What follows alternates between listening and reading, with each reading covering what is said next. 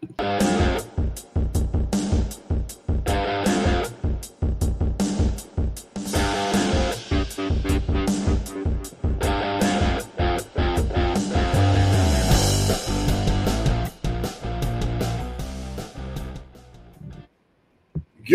morning, hockey fans. This is Stephen Heisler with IceHockey.com, the victorious hockey company, and the ever nuts and crazy junior hockey discussion group on Facebook. You are watching the Junior Hockey Morning Show. We are on the World Sports Broadcasting Network. That is WSBN.TV, YouTube, Twitter, Facebook. Hopefully this morning, bright and early, Monday. What day is today? January 8th, 2024. You know, I didn't turn the page on the year until like a couple of days later. So Eric Ballard is my guest today. It's the wrap on Monday.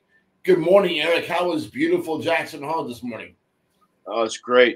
It's great. The moon and Venus are almost in line. It's nice and cool outside and clear. You can see the stars. Beautiful morning. Venus. You can see that from Jackson Hole? Nice. That's what I'm told. I don't know. I'm not an astrologist, but what I'm told.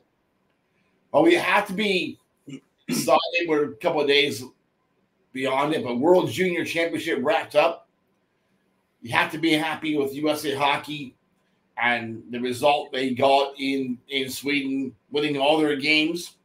The 6-2 win and the gold medal game over host Sweden was epic in my thoughts. It's really a testament to what USA Hockey's been able to do when it comes to development, and you're a big part of that. Yeah, no, I think it was awesome. This is the best time of the year, right? We've been doing this a couple of years now, and kind of the whole world stops. You get to watch some junior hockey and some of the best 17 to 20-year-olds in the country and the world, and it was a great time. And that final game was just the U.S. just kept coming and coming and coming. And no question, a great testament to USA Hockey, the National Development Program, and where we as a country in the game have taken our player development and just it consistently gets better every year. And being a part of USA Hockey, it's awesome to see. You know, a lot of people take shots at the National Team Development Program, but we are really experiencing the fruits of that investment as a sport here in the United States. Do you think that Canada and Canadians are starting to take notice of that program, or are they just going to stay with what they're doing with the major juniors and their system? I mean, it's apparent that it works, right? And we're developing a lot of very high-end players, and they're playing as a team earlier on. And I think we're reaping those rewards. Yeah, I think that us as a country, we've kind of, I wouldn't say perfected, but definitely the U.S. development program has proved since it started, it continually gets better and better and better. And I think there was an incubation of about 10 years after we kind of started the development program and the ADM and everything, that we had, a plethora of first-round NHL draft picks that year. And it was about 5 or 6 years, maybe a little longer. I can't remember, but it works for us. And I think, people do take shots at it. But it's working, and it's working well. I don't think Canada or other countries are they're probably going to look at that model. It's kind of non-traditional, but I think Canada across the border, they've got the CHL, they've got the Quebec Major, the OHL, and the Dub. It kind of represents in some fashion what we have with the development program. So I don't see Canada changing anything in the future. I could be wrong, though. I'm not Canadian. Yeah. Hey. It's interesting over the last 2 years when it comes to game results, both of us have been pretty accurate when predicting the outcomes of these World Junior games. I don't know if we can do that in the USHL or the North American Hockey League as well. I've tried it in the past. I hit about 60%, 70%. It's not easy. But we come out of this tournament after 2 years now of doing this, and you are only a game ahead of me in overall standings after 2 years. It really makes us much more interested in every single game at World Juniors, at least I am, because we're always going head to head, and it's kind of fun to take part in that one. But congratulations. It's been fun. I'm, it could have went either way. A couple of those games this year, just surprised both of us, and we both picked losers. And to come out just one game ahead is it's pretty fun. I'm looking forward to next year already, buddy. Believe it, 2025 is the next one. That seems like we've been friends since the 90s. Now it's almost 2025. Dude, I can't even fathom that, It just shows how old we're getting so quickly. Well, I'm looking forward to 26. Minnesota's hosting the World Juniors in 26. So I'll be heading back home, and we'll do this. We can do this show from my home state of Minnesota. The great hockey state of Minnesota. I'm not too excited about going to Minneapolis for anything. I usually try to go around Minneapolis. I rarely go right through it when I'm going up to Blaine. So to actually be in the heart of Minneapolis, I'm kind of nervous. Yeah, it's the Excel is in a decent area, but I understand what you're saying. It's a sad day. Part of those areas in Minneapolis, what it's become. Let's going to turn the page and something else that is driving me nuts after the weekend. Question is, in today's article on HiceHockey.com, you can get more details on what I'm about to say. Should USA Hockey force the immediate death penalty suspension of the Helena Bighorns? Eric, I don't know if USA Hockey has a death penalty. I don't know if they have the power to just shut a team down mid-season, but they should. If Dave Tyler was around right now, there's no way those gong show antics in Helena would be continued. He would just shut the damn thing down. What is going on with USA Hockey, and what can we do to stop the madness in Montana? We talked a little bit yesterday about it, and I caught just the tail end of the last game. Well, not even tail end, just highlights. I wouldn't call them highlights, just the fighting. But I think it's not a good look for junior hockey. It's not a good look for teams that present themselves in that manner. We all understand that sometimes it happens, and it's impulsive. At least it should be, and happens at the NHL all the way down. But USA Hockey's reach over a league. USA Hockey is a national governing body. Obviously, they have they oversee everything in our country. I don't know how close they'll get to the flame on this one. I think it's probably more in lines with the NA3 and their leadership group that will have to step in and do something. This is a tough question I'm going to ask you, but we know about knee-jerk reactions in hockey. We saw that with the net guards. We're seeing it in other aspects with head injuries and those things.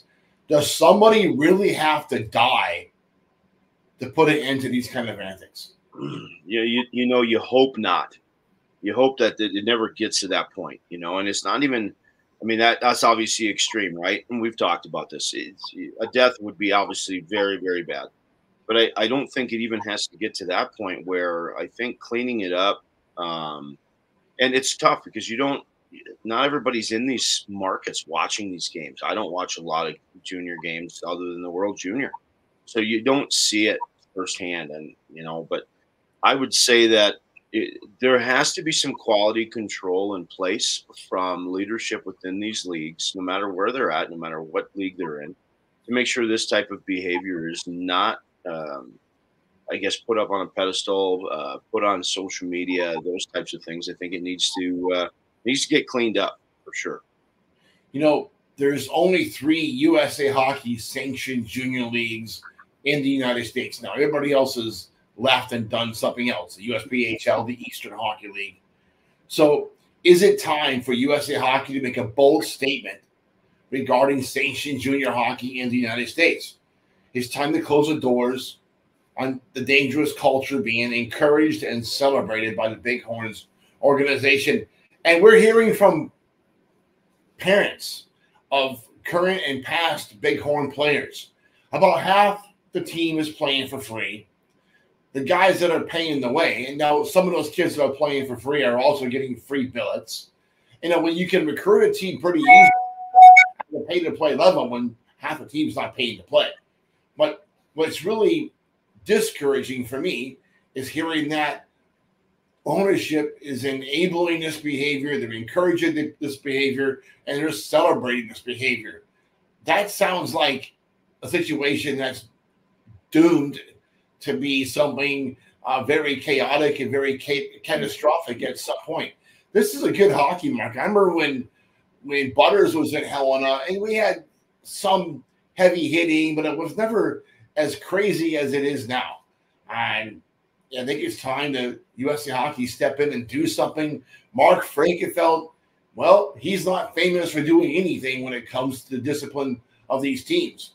I mean, unless he doesn't like the guy or Fawcett doesn't like the guy, like we've seen with Corey Millen and St. Cloud in the NAHL, it seems to be that enforcement is very selective. And we haven't seen the league go after ownership or clubs in general. It's always been going after the individual coaches and players.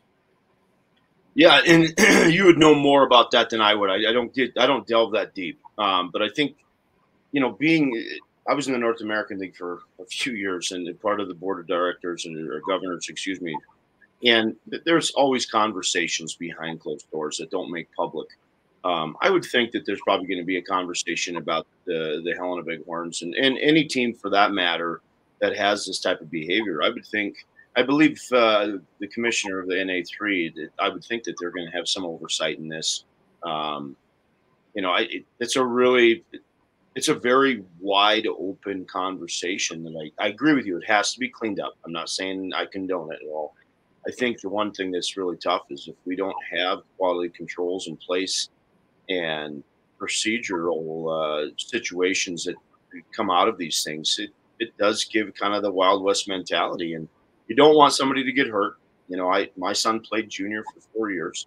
I wouldn't want him in a situation like that, the receiving end of any of that as a parent. I